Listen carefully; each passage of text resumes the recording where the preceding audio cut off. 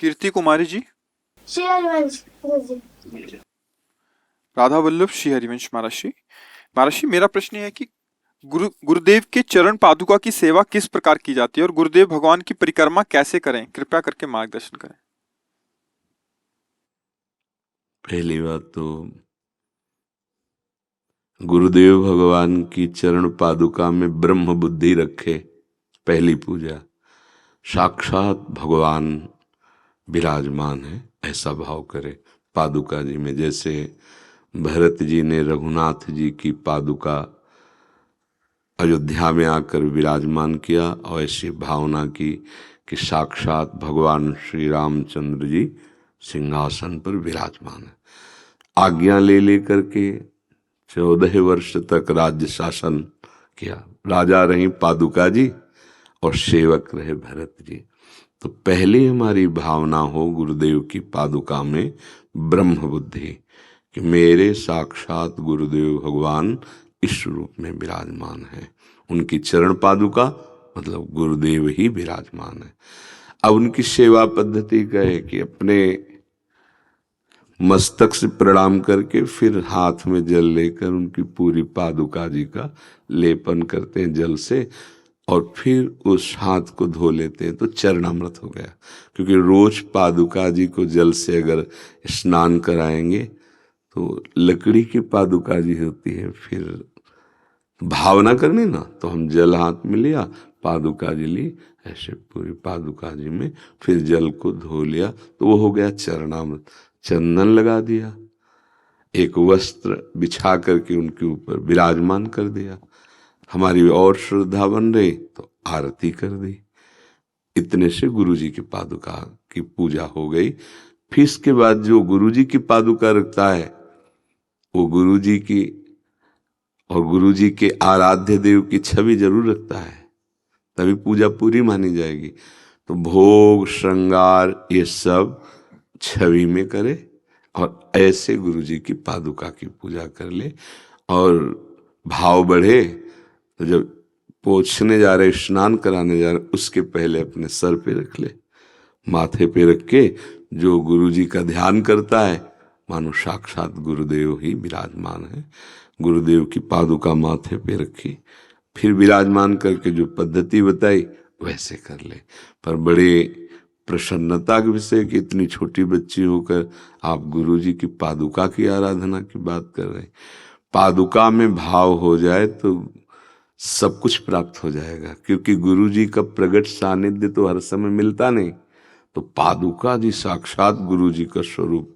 एक बार अमीर खुसरो जी के गुरुजी थे, तो उनका बड़ा यश था। एक ब्राह्मण उनके पास गया कि बेटी का ब्याह है, आप सिद्ध पुरुष हैं, कुछ व्यवस्था कर दीजिए। तो ना तो कहा नहीं उन्होंने, कहा परसों आ जाना। परसों फिर है, बाबा बेटी का ब्याह और आपने कहा था परसों आ जाना। पादुका लकड़ी की रखी थी, उनका पादुका ले जा। तो संत आ गया, उन्होंने पादुका उठाई, सर पर रखा और चल दिया घर के लिए।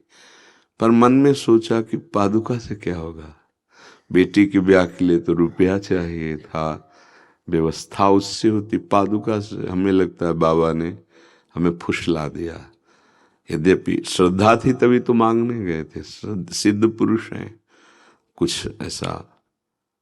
और ऐसे सोच में जा ही रहा था कि अमीर खुसरो जी 13 ऊँटों में, उस समय ऊँटों से तो ये हीरे जवाहरात आदि बहुत बड़े रत्नों के व्यापारी थे, वो बड़े धनी मानी थे और उच्च कोटि के गुरु भक्त थे।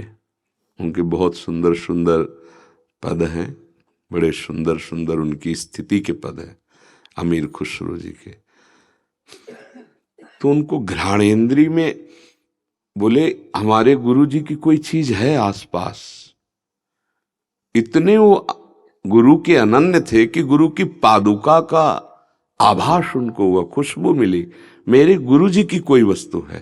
तो जैसे जैसे वो ब्राह्मण नजदीक आता जाता वैसे नजदीक ही ब्राह्मण से कहा कहाँ से आ रहे हो, तो उनका संत भगवान, उसमें औलिया जी कहते हैं, पीर औलिया संत, कुछ मिला मेरे गुरु जी का कुछ, तो उनका पादुका दी है बाबा ने।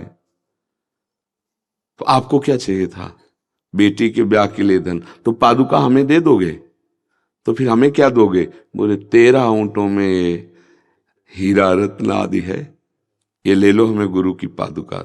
उनका लो पादुका उनको 13 ऊंटों में सेवकों सहित उनके घर भेज दिया, पादुका लेके गए और गुरुदेव से कहा, गुरुदेव पादुका वापस लाया हूं। कितने में? बोले 13 ऊंटों की संपत्ति। हाँ, सस्ती सस्ती ले आए, चलो रख दो। ये गुरु की पादुका अमूल्य है। गुरु ने पादुका दे दी, मतलब हर समय गुरु का सानिध्य।